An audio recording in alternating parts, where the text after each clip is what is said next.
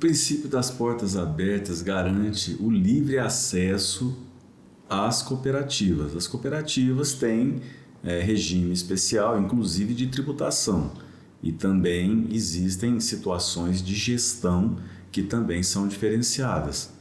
Só que esse princípio das portas abertas, que garante esse livre acesso, né, de forma universal, sem ter, na verdade, exigências além daquelas que são a base da contratação. Imaginemos, por exemplo, uma cooperativa de médicos, né, uma cooperativa médica que terá o livre acesso de médicos, mas, obviamente, em primeiro lugar deve ser médico, segundo deve ter as qualificações necessárias e as qualificações exigidas.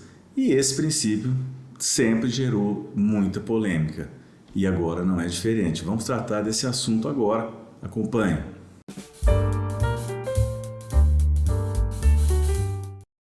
Olá, caríssimos colegas, sejam muito bem-vindos aqui ao nosso canal. Peço que vocês façam a inscrição no nosso canal. Vamos fazer um ótimo debate de direito médico e de biodireito. E também venho informar a vocês que serão disponibilizadas semanalmente o informativo que se chama DM Bio, que tem as principais notícias, também jurisprudência e literatura médica em direito médico e em biodireito. Basta que vocês façam a inscrição aqui no link que está na descrição do vídeo e que vocês receberão gratuitamente, semanalmente, as principais notícias, literatura médica e jurisprudência de direito médico e biodireito. Vamos falar então mais um pouco, né, do princípio das portas abertas, que sempre gerou muita polêmica, muita discussão. Nós temos agora praticamente definido, né, no TJ de São Paulo que a única exceção para que se possa barrar a entrada, né, do profissional numa cooperativa e principalmente no que nós estamos tratando de cooperativa médica é a impossibilidade técnica, né? A impossibilidade de ser realizado aquele trabalho efetivamente, ou por falta de qualificação do profissional, ou ainda por uma incongruência nas condições de trabalho que serão desenvolvidas. Mas isso vem gerando aí uma interpretação por parte das operadoras, no caso das Unimedes, né, as cooperativas médicas, de que é possível incluir alguns obstáculos, né, para restringir essa entrada. E tem se admitido, né, até mesmo a realização de alguns certames, né, de concursos, mas com limitação de vaga, em alguns casos limitação de uma vaga por ano, né?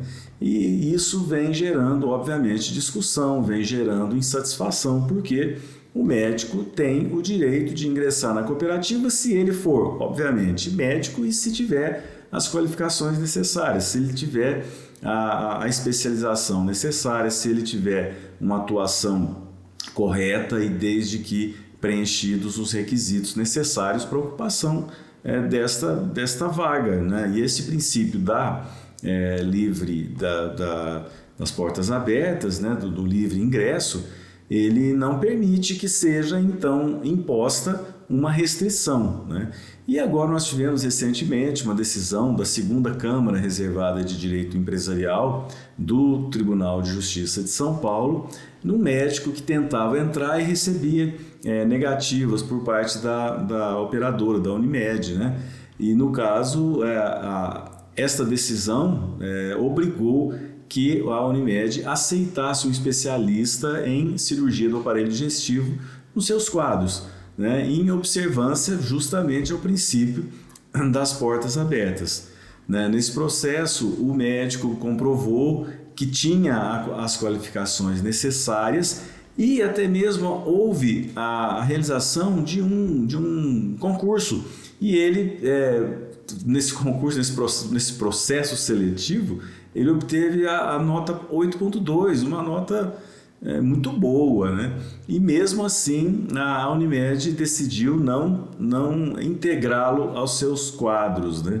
Com isso ele propôs a ação e foi, em primeira instância, o juiz indeferiu, né? Julgou improcedente a ação, não concedeu a liminar nem tutela de urgência e foi para o tribunal, depois em apelação para o tribunal. E o tribunal reconheceu o princípio das portas abertas e a necessidade de se respeitar este princípio, que é, na verdade, consequência da adesão voluntária e sem número. Não pode haver uma limitação em relação ao número. E que nós temos apenas a exceção de quando não for possível ter a possibilidade técnica efetiva. Então, com a impossibilidade técnica, seria aí a única exceção para se ofender, né, este princípio e impedir a entrada de um profissional qualificado nos seus quadros.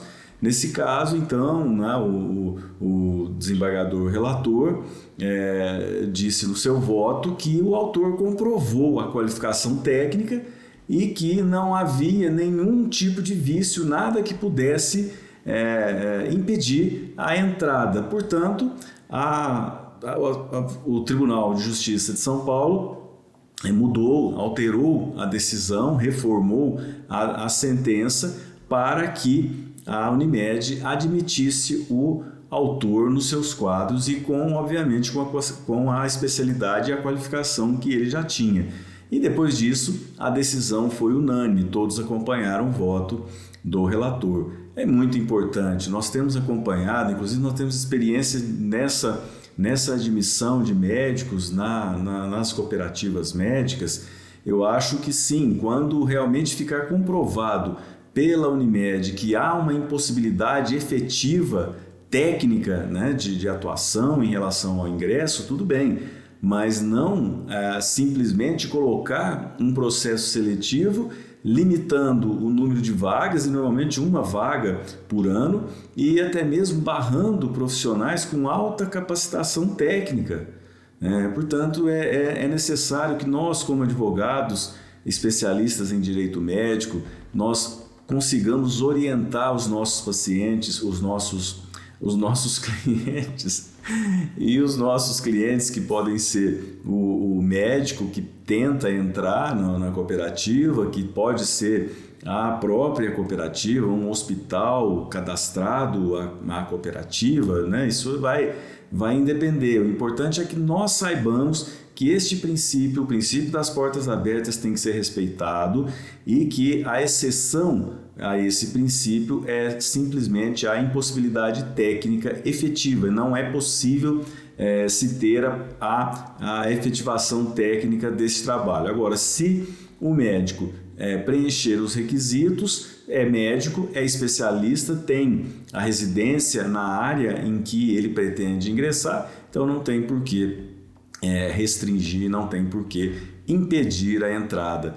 Infelizmente, no Tribunal de Justiça de São Paulo, nós já temos uma decisão uniforme sobre isso, e justamente não é abrir de forma deliberada e sem qualquer tipo de avaliação a entrada de qualquer um. Tem que ser aprovados e tem que ser preenchidos os requisitos. Preenchidos os requisitos, não há restrição a ser imposta.